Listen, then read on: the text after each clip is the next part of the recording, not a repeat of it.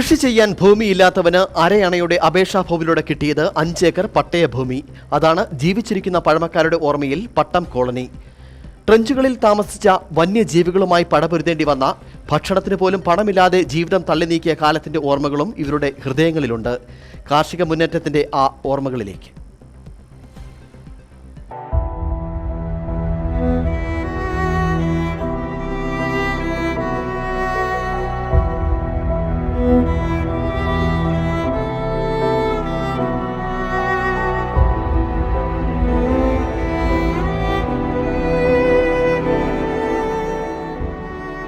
വന്യമൃഗങ്ങൾ ഇഷ്ടം പോലെ ഈ കല്ലാർമെട്ടിൻ്റെ മണ്ടയ്ക്കൊക്കെ ഉണ്ട്. അപ്പം ഞങ്ങൾ ഈ കൂലിപ്പണിക്കൊക്കെ വന്ന് പോകും.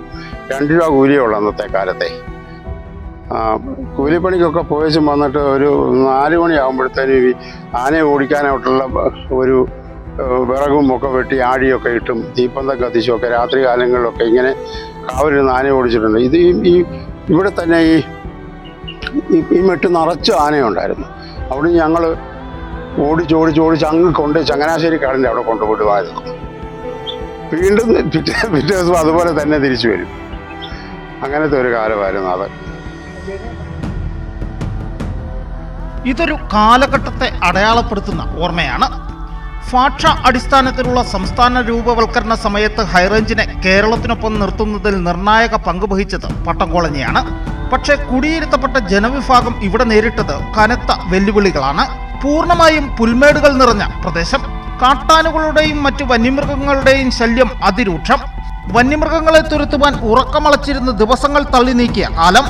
അന്നത്തെ കൃഷിക്കും പ്രത്യേകതകൾ ഉണ്ടായിരുന്നു. അതെ, അന്നത്തെ കാലത്തെന്ന് പറഞ്ഞാൽ ഈ പുല്ല് കുത്തുക, വേറെ മറ്റ് കൃഷികളൊന്നുമില്ലല്ലോ. തെരുവപ്പുല്ല് കുത്തുക, പിന്നെ കപ്പത്തടം വെട്ടി കപ്പ ഇടുക, വിത്ത് കിളയ്ക്കുക, അതൊക്കെ നെല്ലും കപ്പയും മാത്രമേ ഉണ്ടായിരുന്നുള്ളൂ ആദ്യ കാലങ്ങളിൽ.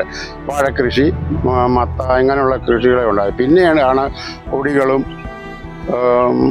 തെങ്ങും ഒക്കെ ഉണ്ടാകുന്നത്. കൂട്ടുകൃഷിക്കൊപ്പം വന്യമൃഗങ്ങളിൽ നിന്നും രക്ഷ നേടുവാൻ ഏറുമാടങ്ങളിലായിരുന്നു ആശ്രയം. ഇവിടെ നമ്മുടെ ഈ ടി വിയിലെ ഈ PWD ഓഫീസ്, അതിൻ്റെ മുകളിൽ കുഞ്ഞിരാമൻ എന്നും പറഞ്ഞ ഒരാളുണ്ടായിരുന്നു.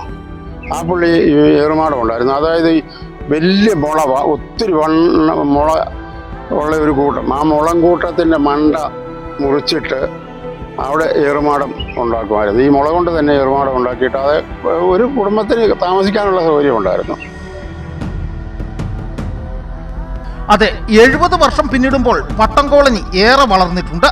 ഏറുമാടങ്ങളുടെ സ്ഥാനത്ത് മികച്ച ജീവിത സാഹചര്യങ്ങൾ ഒരുങ്ങി. ആനയും കടുവയും പുലിയും കാട്ടുപോത്തുമൊക്കെ വിടവാങ്ങിയെങ്കിലും വന്യമൃഗശല്യം ഇന്നും പട്ടം കോളനിയിലെ കർഷകരെ പ്രതിസന്ധിയിലാക്കുന്നുണ്ട്. പക്ഷേ തോറ്റു പിന്മാറുവാൻ പട്ടം കോളനിക്കാർ തയ്യാറല്ല. അതിന് കാരണം തങ്ങളുടെ മുന്നോട്ടുള്ള കാൽവയ്പ്പുകൾക്ക് ബലം പകരുന്നത് മുൻ തലമുറയുടെ പോരാട്ട വീര്യം തന്നെയാണ്. Aneesh PA, Idukki vision news.